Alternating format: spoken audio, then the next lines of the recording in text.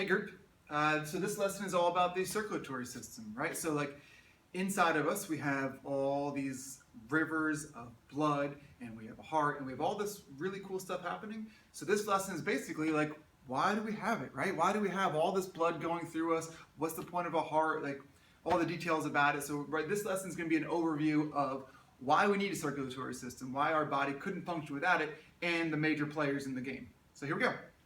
All right, so the very first thing to talk about is what it does. So what it is basically, one of the main functions, it's like a delivery system, okay? Like the same way that rivers around different countries help boats transport things from one place to the other, and imports and exports and all that jazz. It's kind of the same thing, right? Like we are, it's a delivery system of rivers that allow different substances to go to different parts of the body. So when things need oxygen from the lungs, they get there through the blood. Okay, or you get rid of stuff, same idea. So it's kind of your delivery system, like your mailman. All right, but not only delivering the good stuff the body needs, like your oxygen and your nutrients and all that, but it also gets rid of the bad stuff, your carbon dioxide and other waste that your body doesn't need. So same idea, still picking things up, moving things around, good stuff, bad stuff. And another aspect of this, besides just moving things around, your white blood cells in particular fight diseases. So when you get your cuts and infections and things like that, it helps fight diseases. And if you think of it, whenever you get like a mosquito bite or a cut or anything that turns red, right? You scratch yourself, it turns red. Mosquito bite turns red. All the things that turn red, and the reason that these things turn red is because as soon as you have something that like bad happens in your body that's not supposed to be there, all this blood rushes to that area to basically help it and fix it. So that's why your mosquito bites turn red, because all the blood's going there to attack that area and basically help fix it and cure it. So anytime you have things like that turning red, that's why. It's because your blood is rushing there to ultimately help and try to fix it in diseases and infections and things like that. Okay? All right, and now the major players of the game. Like I said, heart, hands down the most important part of this, okay? So what to know about the heart? Most people already know this, but we can't not talk about this, okay? This is the organ that pumps blood throughout the body. We may have talked about this in skeletal system. Blood isn't created by the heart. Blood is created inside of your bone marrow, or at least the red blood cells inside your bone marrow, inside your bones.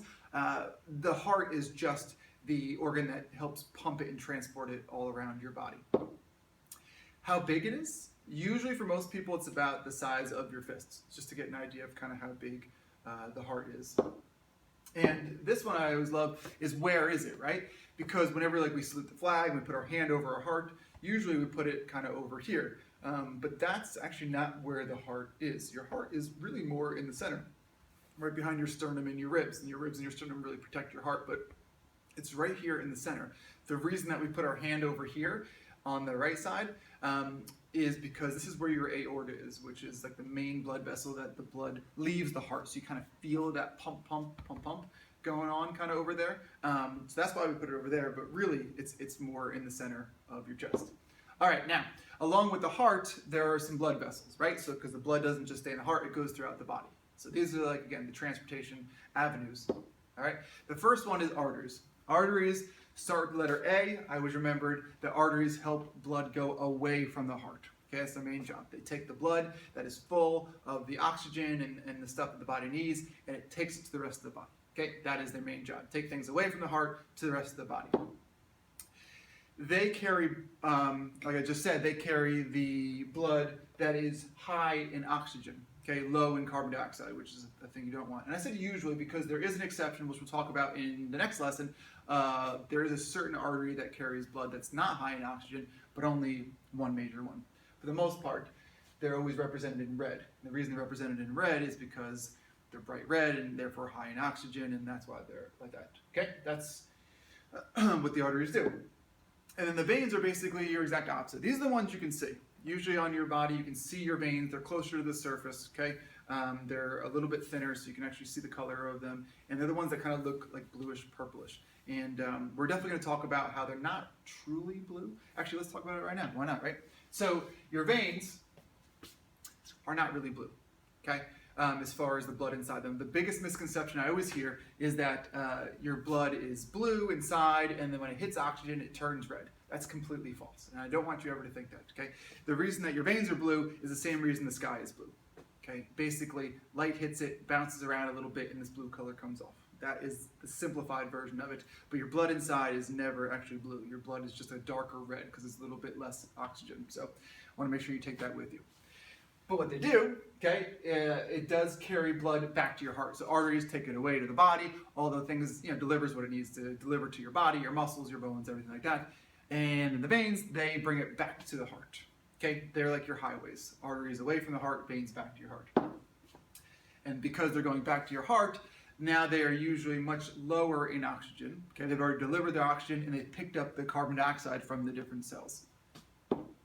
Now, there's also these capillaries. So I told you, arteries is a highway going this way, veins is a highway going this way. And you picture yourself ever on a highway, you can't just jump from one side to the other. Okay, there has to be some smaller roads that you take, little exits, if you will. Okay, so these are the exits. These are your capillaries.